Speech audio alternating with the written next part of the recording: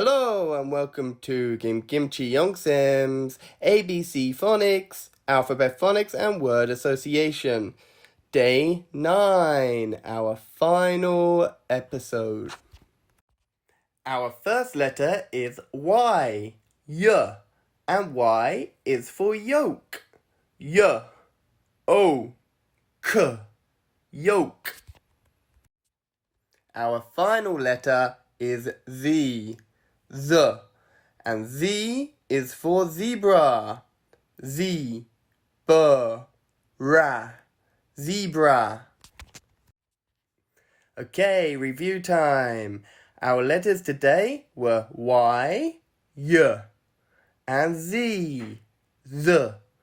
Y is for yolk.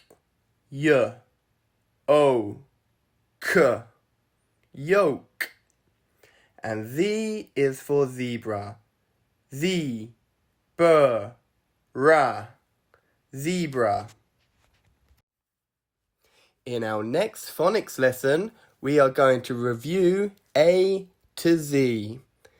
And then we're going to move on to some harder phonics. See you next time.